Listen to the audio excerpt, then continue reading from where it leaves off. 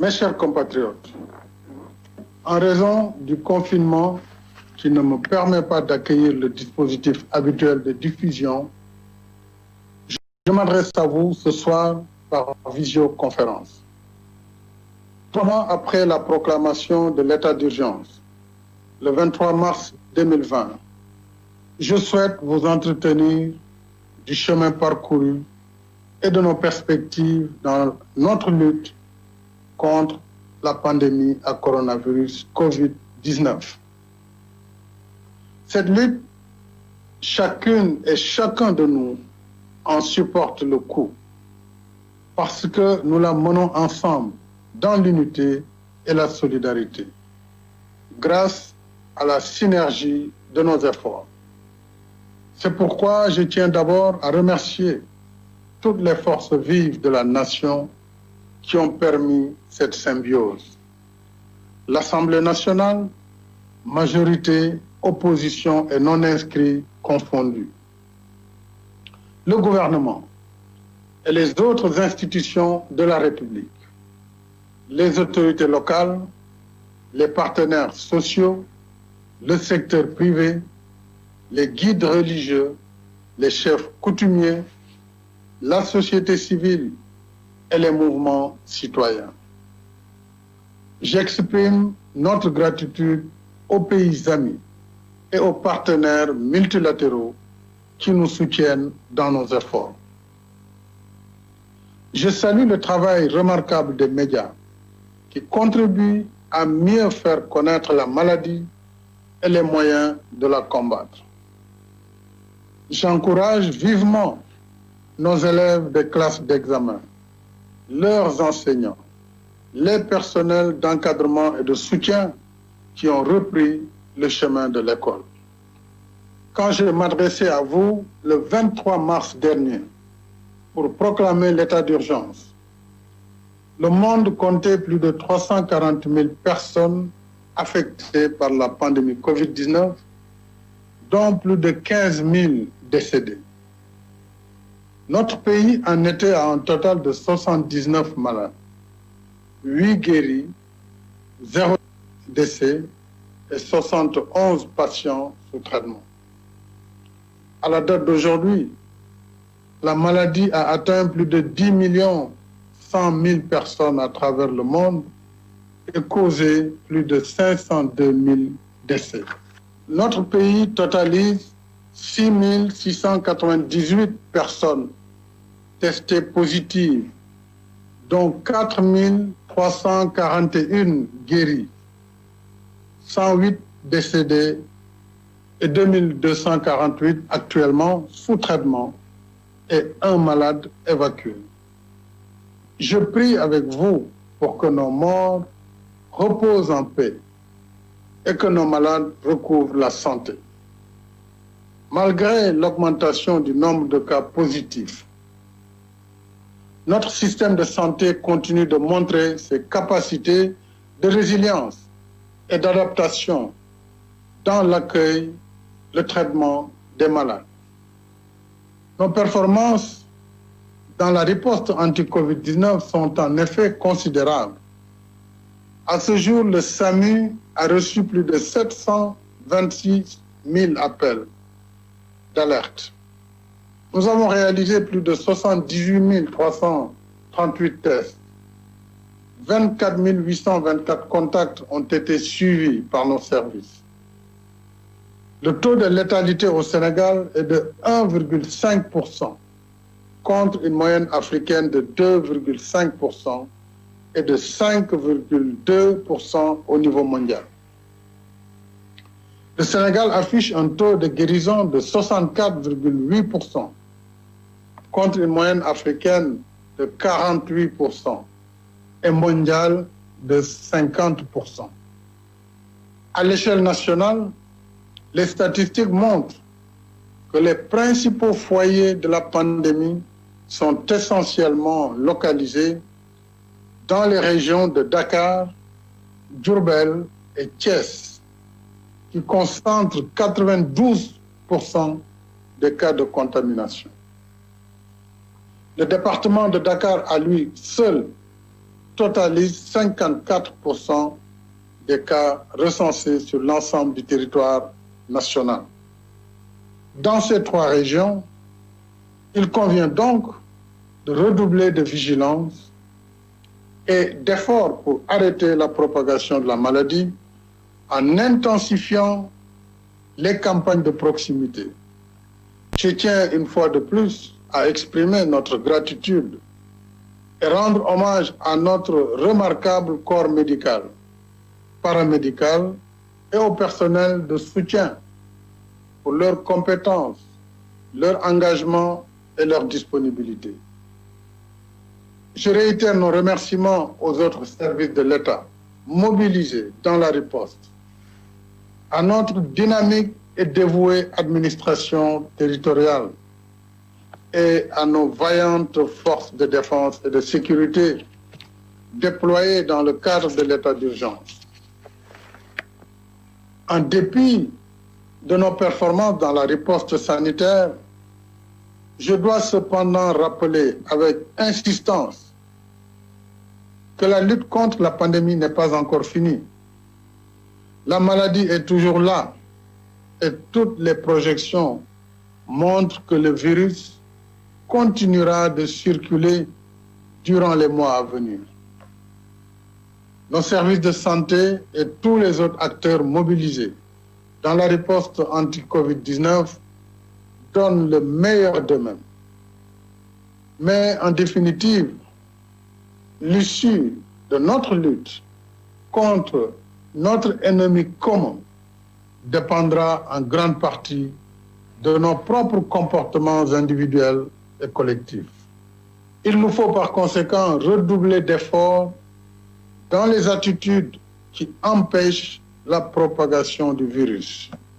Se laver fréquemment les mains, respecter la distanciation physique, éviter les rassemblements non nécessaires, limiter les déplacements et porter correctement le masque. Il est établi que le port du masque réduit considérablement la circulation du virus. Et je rappelle qu'il est obligatoire dans les espaces publics, les lieux de travail, publics et privés, les transports et les commerces. Dans ce front uni que nous menons contre ce terrible fléau, le port du masque est à la fois une mesure de protection de soi-même et de son prochain, mais aussi un acte de civisme et un engagement patriotique vis-à-vis de la nation. J'appelle par conséquent à une mobilisation de toutes et de tous pour le respect des gestes barrières et le port systématique et correct du masque.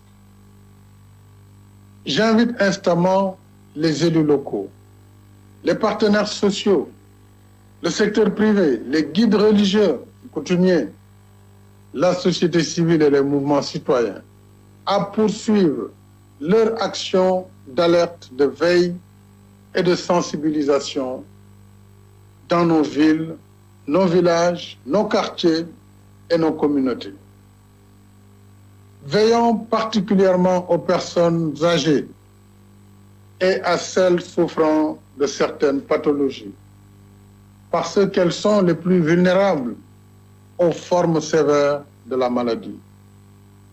J'appelle une fois de plus à ne pas stigmatiser les malades de la COVID-19. Un malade mérite compassion, pas la stigmatisation. Stigmatiser un malade, c'est ajouter de la souffrance à la souffrance. C'est faire offense aux valeurs socio-culturelles et religieuses qui nous enseignent de traiter les autres comme nous voudrions être traités et de ne pas faire aux autres ce que nous ne voudrions pas qu'on nous fasse. Mes chers compatriotes, en plus d'être une crise sanitaire majeure, la pandémie Covid-19 affecte durement l'économie nationale. D'après les dernières évaluations, notre taux de croissance économique passerait de 6,80% à 1,1%, voire moins. Plusieurs secteurs de l'économie, comme les transports aériens, le tourisme, l'hôtellerie, la restauration, la culture et les loisirs, l'artisanat et le commerce, produits agricoles sont à l'arrêt ou au ralenti.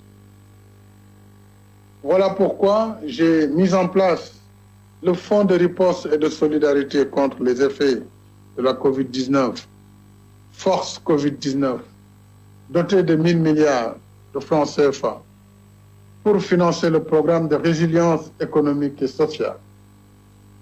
Ce programme qui vise à renforcer nos systèmes de santé et soutenir nos ménages, notre diaspora, nos entreprises et les salariés est en cours d'exécution. Sur la composante santé, le programme nous a permis de dérouler sans tarder notre stratégie de riposte à la pandémie par l'achat massif d'équipements et de produits médicaux, le relèvement substantiel du plateau sanitaire existant, l'aménagement et l'équipement de nouvelles structures de traitement des épidémies, soit 33 centres répartis à travers le pays. Enfin, la prise en charge des malades et des personnes confinées. Nous allons renforcer ces acquis. Ainsi, sur la séquence 2020-2021, l'État recrutera 500 médecins et 1 000 agents professionnels de la santé, notamment infirmiers d'État, sages-femmes, ainsi que des personnels de soutien. S'agissant des médecins, la priorité sera accordée aux districts éloignés et aux spécialistes. En outre, le gouvernement mettra en place sur la période 2020-2024 une ambitieuse stratégie de modernisation du secteur de la santé et de l'action sociale à travers le plan d'investissement pour un système de santé et d'action sociale résilient et pérenne, dont une composante dédiée à la télésanté. Ce plan sera adopté prochainement lors d'un conseil présidentiel. S'agissant du soutien aux ménages, en plus de la prise en charge par l'État des factures d'électricité des abonnés de la tranche sociale pour un bimestre, la distribution des denrées de première nécessité est engagée depuis le 11 avril. Cette opération d'envergure, jamais réalisée, a nécessité la mobilisation de plus de 4000 camions pour acheminer l'aide à 1 100 000 ménages sur l'ensemble du territoire national, soit environ plus de la moitié de la population. À ce jour, sur les 552 communes du pays, 438 ont terminé la distribution. Le reste des opérations est en cours dans 114 communes, soit un taux de réalisation de 79,34%. Toute la distribution devra être achevée le 15 juillet prochain au plus tard. Des quotas spécifiques seront alloués aux chauffeurs du transport interurbain pour 14 000 kits, aux réfugiés pour 4 262 kits, aux titulaires de la carte d'égalité de chance pour 54 219 kits et aux personnes omises du programme national de bourses de sécurité familiale pour 42 650 kits. Concernant l'appui à la diaspora, à hauteur de 12 milliards 500 millions, la plateforme a été enregistrée plus de 200 000 inscriptions provenant de 142 pays. 60 000 demandes ont été déjà satisfaites. les opérations se poursuivent avec la troisième et dernière phase. En outre, le gouvernement a facilité le rapatriement de 3 505 compatriotes bloqués à l'étranger par la fermeture des frontières aériennes. Les vols se poursuivront pour une vingtaine de pays jusqu'au 3 juillet.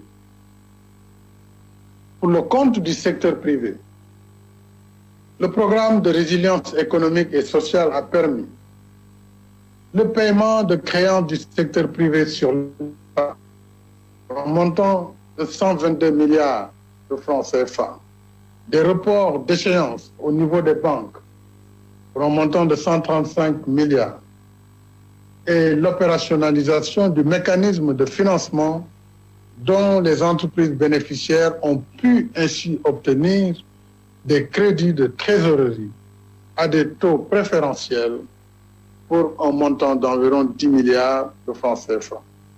Ce mécanisme aide à couvrir des charges incompressibles pour maintenir 5 374 emplois. Enfin, la délégation à l'entrepreneuriat rapide des femmes et des jeunes a soutenu à hauteur de 15 milliards 800 millions de francs le secteur de la pêche. Le cofinancement avec l'acquisition de matériel agricole, la confection de 10 millions de masques et le commerce de produits horticoles menacés par la crise, notamment l'anacarde, l'oignon et la mangue. Avec ses partenaires, la DER travaille également à la structuration d'un financement de 12 milliards en soutien à l'élevage et à la campagne agricole. Mes chers compatriotes, depuis 3 mois que nous luttons contre la pandémie de Covid-19, nous en mesurons pleinement les effets. Par les êtres chers perdus, nos malades hospitalisés, notre vie sociale et notre économie profondément perturbées. Malgré toutes ces difficultés, nous devons rester debout, combatifs et compter sur nos propres forces d'abord, dans une lutte sur 2 fronts, celui de la santé et celui de l'économie. Voilà le défi qu'il nous faut désormais relever. Lutter pour préserver nos vies et notre santé et reprendre toutes nos activités productives pour remettre pleinement notre économie en marche. De la même manière que nous ne pouvons pas laisser au virus nos vies et notre santé, nous ne pouvons non plus lui laisser la vie et la santé de notre économie. Ainsi, mes chers compatriotes, tenant compte de cette double nécessité vitale, j'ai décidé de lever l'état d'urgence et le couvre-feu y afférent à compter de demain, 30 juin 2020 à 23 heures. L'horaire de bureau qui était aménagé pour l'administration de 9 heures à 16 heures depuis l'allègement de l'état d'urgence en mai est rétabli dans sa séquence normale de 8 heures à 17 heures avec la pause habituelle de 13h30 à 14h30. La fermeture des marchés publics 1 jour par semaine pour nettoiement reste en vigueur. En raison du risque élevé de propagation du virus qu'il présente, les lieux accueillant des activités de loisirs à huis clos resteront fermés. La réouverture des frontières aériennes se fera à partir du 15 juillet prochain. Les vols internationaux reprendront ainsi selon un protocole sanitaire défini. Les frontières terrestres et maritimes restent fermées jusqu'à nouvel ordre. Dès à présent, il nous faut aussi anticiper et nous organiser en nous préparant à l'ère post-Covid-19. À cet effet, le gouvernement me soumettra prochainement un programme de relance de l'économie nationale sur lequel il travaille déjà. Ce programme reposera sur nos bases productives, dont l'agriculture, qui bénéficie pour la présente campagne de ressources budgétaires exceptionnelles de 60 milliards de francs CFA contre 40 pour la précédente. De même, la Banque mondiale a octroyé un financement de 150 millions de dollars pour soutenir le renforcement de la résilience et la productivité agricole. Ce projet aidera à accroître l'exportation des cultures à haute valeur ajoutée, dont la filière horticole, à améliorer la productivité de l'élevage laitier et réduire le taux de mortalité des petits ruminants. Tous ces efforts viennent consolider notre quête d'autosuffisance alimentaire. Cette crise rend en effet plus évidente la nécessité de réaliser au plus vite cet objectif en produisant plus et en transformant davantage nos produits d'agriculture, d'élevage et de la pêche. Comme je l'ai indiqué dans mon message du 11 mai dernier, le programme de relance de l'économie nationale post-Covid-19 soutiendra aussi les initiatives créatives développées dans le cadre de la lutte contre la pandémie et la promotion de l'industrie pharmaceutique nationale. Nous allons en même temps poursuivre et adapter les réformes et projets du PSE, renforcer nos politiques d'équité territoriale et consolider le processus d'industrialisation entamé dans les parcs industriels et les zones économiques spéciales, dont les agropoles. Je tiens particulièrement à ce que l'État et ses démembrements, y compris les sociétés à participation publique, ainsi que le secteur privé, valorisent davantage le contenu local dans la commande publique des biens et services. Mais tous ensemble, nous devons faire du consommé sénégalais non pas un effet de mode ou de conjoncture, mais l'affirmation d'une véritable culture de souveraineté économique. Il nous faut davantage développer un état d'esprit de nature à faire ancrer durablement une culture du produire et consommer sénégalais. Mes chers compatriotes, en levant l'état d'urgence, je rappelle en même temps que l'urgence sanitaire est toujours là et nous impose un devoir. Devoir de vigilance, devoir de responsabilité individuelle et devoir de responsabilité collective. Le péril est toujours là et nous devons continuer la lutte. Alors, mes chers compatriotes, protégeons-nous, protégeons nos familles, nos communautés et notre pays pour que vive le Sénégal en bonne santé, dans la paix, la stabilité et la prospérité. Bonsoir.